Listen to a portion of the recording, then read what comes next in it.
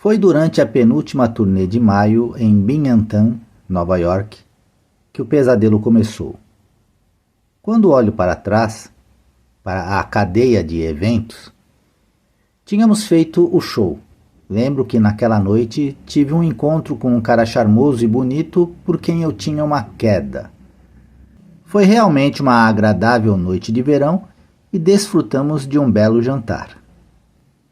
Eu me preparava para dormir, extenuada agora, como sempre estava depois da maioria dos shows. Após voltar do auge da performer no palco, em uma atmosfera de total excitação. Havia dormido, mas repentinamente, sem motivo algum, fui acordada. Não consigo descrever a sensação, mas havia uma luz branca, uma presença definida de algum tipo, e a única coisa que veio à mente foi: é Elvis, algo aconteceu a Elvis. Eu estava familiarizada com esse tipo de experiência. Esse fenômeno só sentira com esse homem. Apenas alguns minutos depois que despertei, o telefone tocou. Cat, aqui é Larry Geller. Elvis quer que você venha até o quarto dele. Ele precisa falar contigo. Está bem. Fiquei tomada por um pânico sem nome.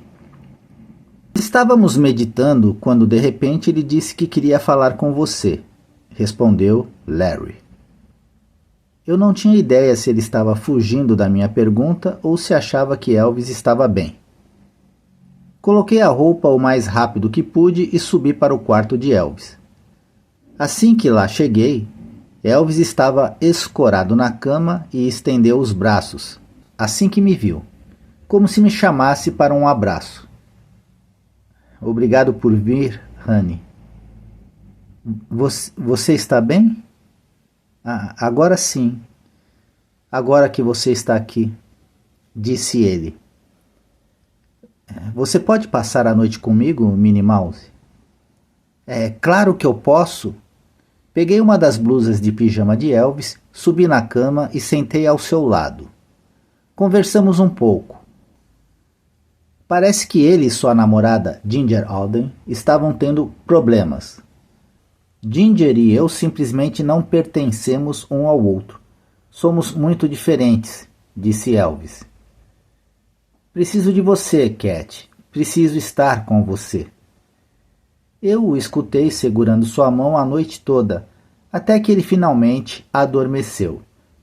Pude ouvir que ele estava com dificuldade para respirar. Era óbvio que outra infecção por fungos o atacava. Vi os sinais ao redor de seus lábios e em sua boca. Foi naquela noite que tive certeza de que este era o começo do fim. Tentei afastar esse pensamento da minha mente, mas ele permaneceu lá durante toda a noite. Pude ver que Elvis estava realmente doente, mas agora eu sabia que ele não se recuperaria. Quando acordei, nossas mãos ainda estavam entrelaçadas.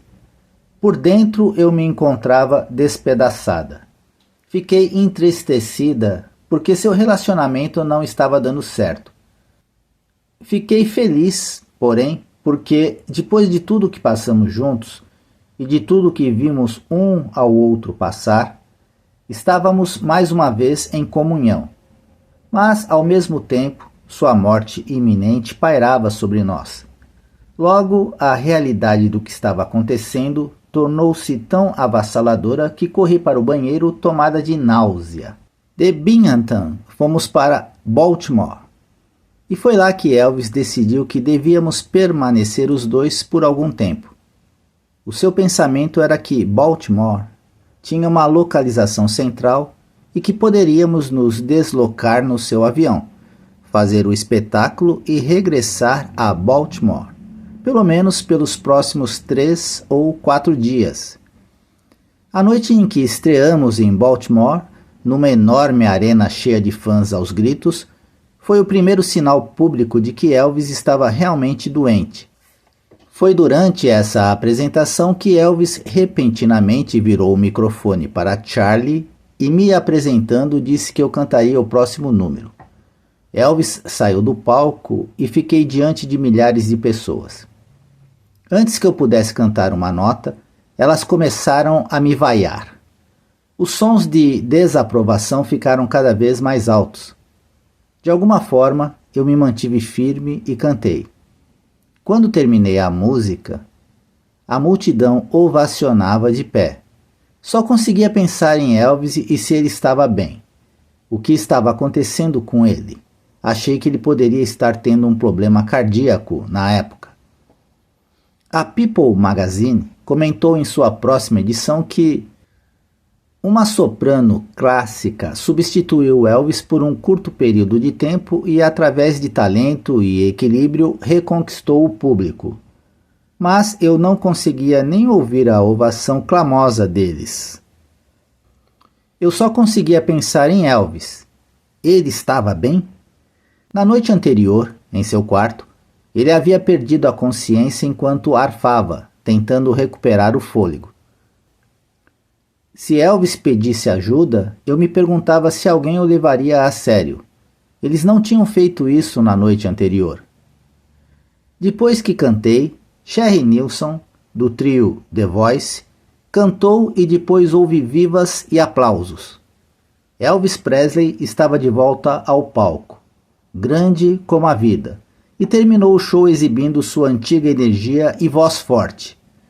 O público pode ter ficado surpreso, mas eu estava em estado de choque e, claro, mais do que feliz por algum tipo de milagre ter acontecido. Embora Elvis tenha passado noites agitadas e dolorosas, ele conseguiu de alguma forma subir no palco e se apresentar. À noite eu o mantinha perto de mim e então, à luz do dia, as coisas voltavam ao normal. Mas pela forma como Elvis olhou nos meus olhos e eu devolvi o olhar, sei que Elvis tinha consciência de que eu sabia que ele estava morrendo. Não discutimos isso em detalhes. Ele fazia comentários ocasionais sobre a época da morte de sua mãe. Minha mãe morreu quando estava com 42 anos. Na época se acreditava que Gladys havia morrido com 42 anos por um fator de certidão de nascimento. Não me resta muito tempo.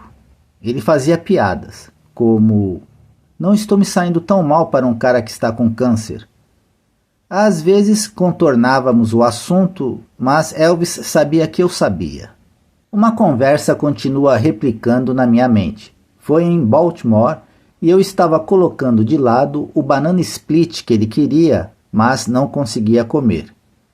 Eu estava sentada na cama, de repente ele começou a se perguntar em voz alta: do que se trata, Cat? Eu me virei e, ao olhar para ele, percebi o quão sério ele se tornou de repente. O que você quer dizer com do que se trata? Você está falando sobre a vida, nós ou o quê? Ele repetiu, dessa vez, bem devagar, enfatizando cada palavra. Do que se trata? Ele tinha traços de sorriso, mas eu sabia que aguardava por uma resposta sincera e relevante. Pensei um pouco na questão e então eu disse: bem, acho que faz parte da conscientização de cada um. Ele riu e respondeu: ah, você é igual a mim, Cat. Você é igual a mim. Essa é a resposta que eu teria dado.